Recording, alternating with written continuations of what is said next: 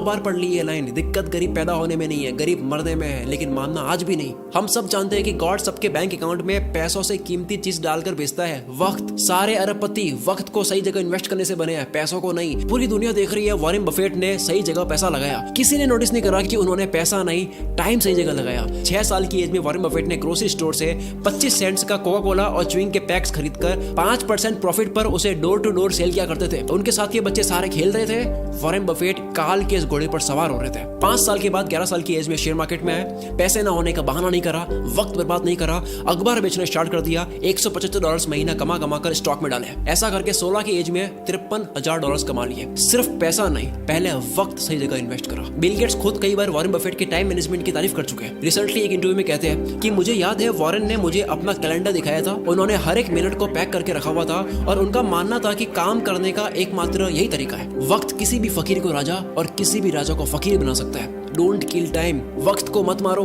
क्योंकि जब वक्त मारेगा तो बर्दाश्त नहीं कर पाओगे, फिर मुंह से एक ही लाइन बोलोगे, साला ये दुख का खत्म नहीं होता बे।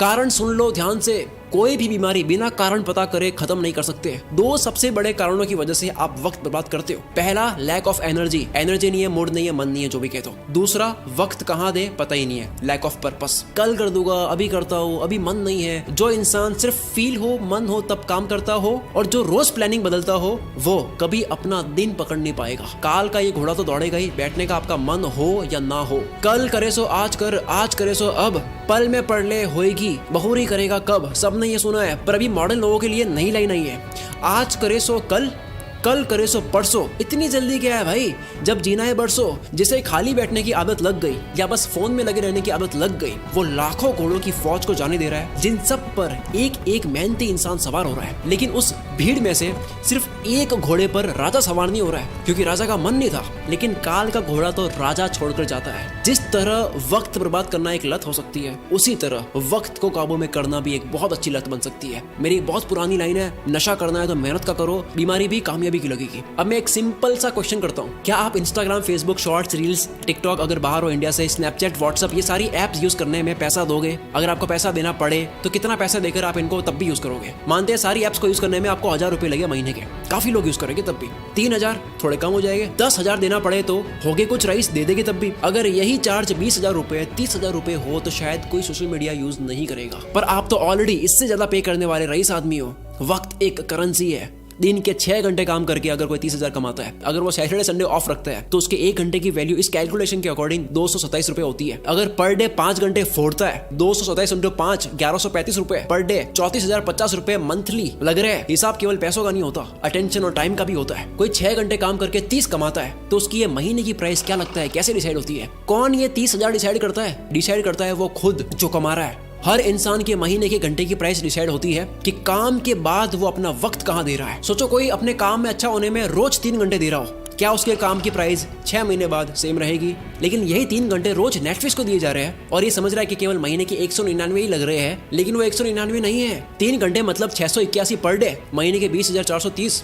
वक्त एक करेंसी है। यस, कभी कोई मूवी देख ली, समझ आता है, मैं भी देखता हूँ। एंटरटेनमेंट में वक्त देना अच्छी बात है, लेकिन अफोर्ड नहीं कर सकते उतना वक्त देना अच्छी बात नहीं है। अगर आप 5 घंटे रोज फोड़ कर महीने के 34,000 रुपए अफोर्ड कर सकती हो, देन गो हेड। क्या हो अगर यही वक्त वॉरेन बफेट की तरह इन्वेस्ट कर लिया जाए? कोई ऑनलाइन प्रोडक्ट देता है 1500 का, कहता है वहां से लेके होगा 1200 में, मैं तो 300 रुपए बचाऊंगा। आपने 2 घंटे जाने आने में 454 रुपए का वक्त बर्बाद करा, उसका क्या? आप कहोगे यार भाई ये तो मजे नहीं करने। यस, नहीं करने, नहीं कर सकते आप मजे। इफ यू आर ब्रोक, अगर आप अभी तक फाइनेंशियली फ्री नहीं हुए, आप इतना मजा अफोर्ड नहीं कर सकते। अब मैं आगे जो बोलने वाला हूँ झेल पाओगे तभी सुनना। इंडिया में 75 करोड़ यंगस्टर्स है जिन सबकी एज 25 से कम है। अगर इन सबको इन्फ्लुएंस करने वाले लोग सारे एंटरटेन वाले हो गए तो सोचो क्या होगा। जूलियस सीजर ने कहा था, if you want to destroy a nation, make its young generation indulge in entertainment and frivolous pleasures. अगर किसी मुल्क को बर्बाद करना हो, किसी देश को बर्बाद करना हो, तो उसकी यंग जनरेशन को एंटरटेनमेंट और तुच्छ प्लेजर में डाल दो। हम इन दोनों में फुल आगे जा रहे हैं। डॉक्टर इसरार अहमद ने कहा था, अगर किसी कौम को तबाह करना हो तो उनमें बेशर्मी और हवस को आम कर दो।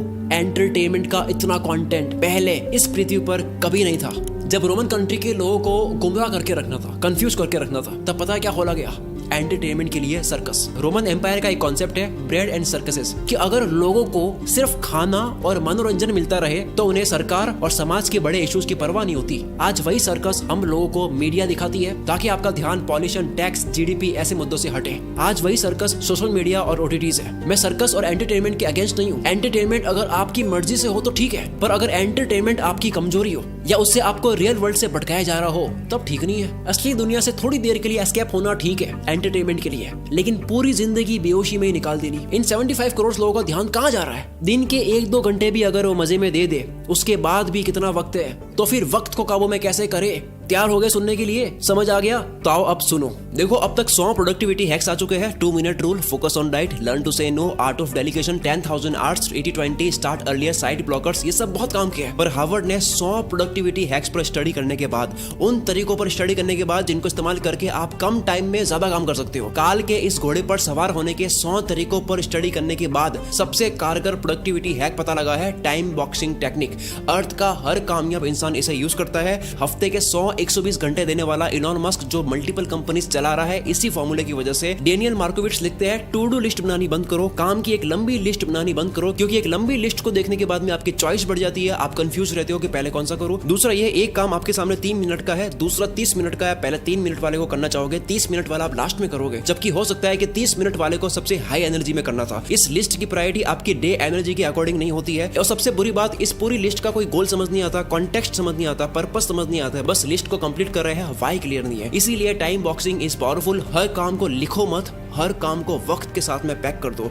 वक्त मिलता नहीं है किसी को भी, वक्त को काम के साथ में पैक करना पड़ता है। अब जैसा कि मैंने बताया, सबसे ज्यादा वक्त बर्बाद होता है क्योंकि आपको पता नहीं होता है कि वक्त देना कहाँ है। गोल डिसाइडेड नहीं है, लक्ष्य डिसाइडेड नहीं है। आपका गोल स्मार्ट होना चाहिए, SMART। एस यानी स्पेसिफिक, जैसे घूमने जाना एक गोल है, लेकिन स्पेसिफिक है दिल्ली जाना है या गोवा जाना है, और स्पेसिफिक हो गया कि दिल्ली में भी कहाँ। गोल के स्पेसिफिक होने की वजह से वक्त उसी जगह जाता है। दूसरा, मेजरेबल, जो आपको करना है वो कितने घंटे का प्रोसेस है, रोज कितने घंटे करोगे, कितने दिन का प्रोसेस है, ये पूरी प्रोसेस आपको पता हो। सोचो 10 GB की फाइल पिछले 2 घंटे से डाउनलोड हो रही है और आपको प्रोसेस बार नहीं दिख रहा है कि अब और कितना टाइम लगेगा, तो आपको कितनी इरिटेशन होगी। टाइम और प्रोग्रेस पता होने से आपको रिलीफ मिलता है। कोई भी काम कितना वक्त लेगा ये पहले मेजर कर लेने से वो काम उतने ही टाइम में हो जाता है। एग्जाम्पल, आप कहते हो मुझे 1 घंटे में ये करना है, आप उसको 1 घंटे में कर दोगे। दूसरा, आप कहते हो कि यार मुझे ये करना है, आप उसको कितने घंटों में करोगे, कुछ नहीं पता। फिर आता है अचीवेबल, गोल ऐसा हो जिसको उस टाइम में करना पॉसिबल भी हो। महीने का 1 लाख कमाने वाला कहता है कि अब तो मैं मोटिवेटेड हो चुका हूँ, मैं दूसरे महीने 1 करोड़ कमाऊंगा। दिक्कत 1 करोड़ कमाने में नहीं है, दिक्कत टाइम फ्रेम में है। जो गोल का वक्त लो, अचीवेबल हो, चमत्कार होते हैं, रोज नहीं होते हैं। नेक्स्ट है रेलेवेंट। ये सबसे जरूरी चीज है। आप जो भी करते हो वो आपकी वैल्यू के साथ में, आपके इंटरेस्ट के साथ में रेलेवेंट हो। आप कोई भी काम करते हो, आपकी वैल्यू आपके इंटरेस्ट से मिलता हो। जो आपके लिए जेन्युइनली मैटर करता है उसमें आप टाल मटोल नहीं करते। कोई भी वक्त बर्बाद करना चाहता नहीं है, उससे हो जाता है क्योंकि वो काम उसके लिए रेलेवेंट नहीं है। जैसे कुत्ता कार के पीछे भाग रहा है, कार रुक गई तो कुत्ता भी भूल जाएगा कि मैं इसके पीछे क्यों भाग रहा था। सेम गोल के साथ 1 दिन लगा, गोल बना दिया, 10 दिन काम करा, फिर लगा यार ये मेरे इंटरेस्ट का नहीं है, पर बाबा आपके 10 दिन बर्बाद तो हुए। लास्ट में आता है टी यानी टाइम बाउंड। किसी भी काम की स्टार्टिंग और फिनिशिंग डेट और टाइम पता हो। जो काम जितने वक्त के काबिल है उतना ही दो, इससे आप अपने कैलेंडर को रूल करोगे और इसी जगह काम आएगा टाइम बॉक्सिंग टेक्निक। जो इंसान अपने घर की दीवार में लगे कैलेंडर को रूल नहीं कर सकता, वो बाहर की दुनिया में भी रूल नहीं कर सकता। शुरू से लेकर अब तक जो जाना टाइम मैनेजमेंट के ऊपर, इससे बेस्ट तरीका आपको नहीं मिल सकता। अगर इस वीडियो की वजह से 1% भी आपको लगता है कि अब आप वक्त बर्बाद नहीं करोगे, काल के इस घोड़े को खाली जाने नहीं दोगे, अपने आने वाले हर एक दिन को, घंटे को पूरी तरह से यूटिलाइज करोगे, तो ये चीज कमेंट में लिखे बिना मत जाना, क्योंकि आपकी कमेंट की वजह से